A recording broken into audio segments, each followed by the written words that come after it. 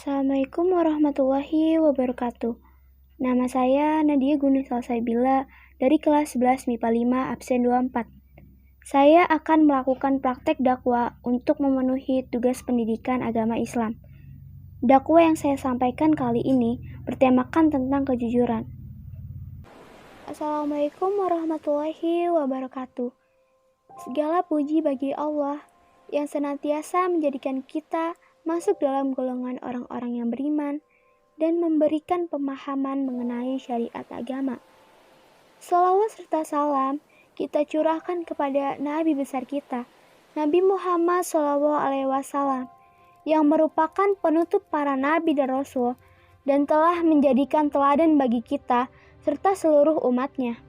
Nabi Muhammad SAW memiliki sifat yang begitu bersinar dan perlu diteladani.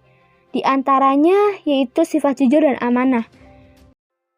Sebelum diangkat menjadi seorang nabi dan rasul, Nabi Muhammad mengikuti pamannya berdagang. Dalam berdagang, beliau selalu menepati janjinya dan dalam menyerahkan atau mengirimkan barang pesanannya selalu tepat waktu dan tetap mengutamakan kualitas barang yang telah dipesan atau disepakati sebelumnya.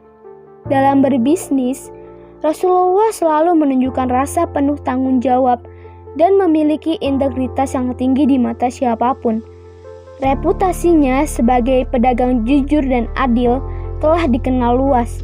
Kejujuran dijadikan sebagai etika dasar dalam melakukan transaksi bisnis. Kejujuran Rasulullah SAW dalam bertransaksi ditunjukkan dengan cara menyampaikan kondisi real barang dagangannya. Beliau pernah melarang para pedagang untuk meletakkan barang busuk atau jelek di dalam dagangannya.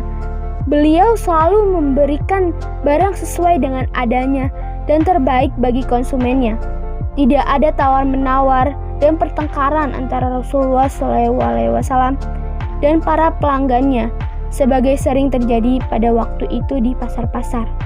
Segala permasalahannya antara Rasulullah SAW dengan para pembeli atau penjual selalu diselesaikan dengan damai dan adil tanpa ada kekhawatiran akan terjadi unsur penipuan di kedua belah pihak.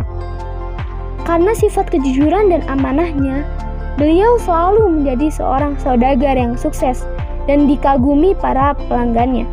Bahkan, kehadirannya selalu dinantikan oleh pembeli. Di dalam Al-Quran, Allah Subhanahu wa Ta'ala memberikan gelar kepada Nabi Muhammad sebagai suri tauladan yang cukup baik karena sifat jujur dan amanahnya. Beliau memiliki hati yang tidak pendendam kepada siapapun, melainkan sangat menyayangi terhadap sesamanya. Di era modern sekarang ini, memang cukup sulit menemukan orang-orang yang jujur, baik dalam perbuatannya, ucapan, hingga sifatnya.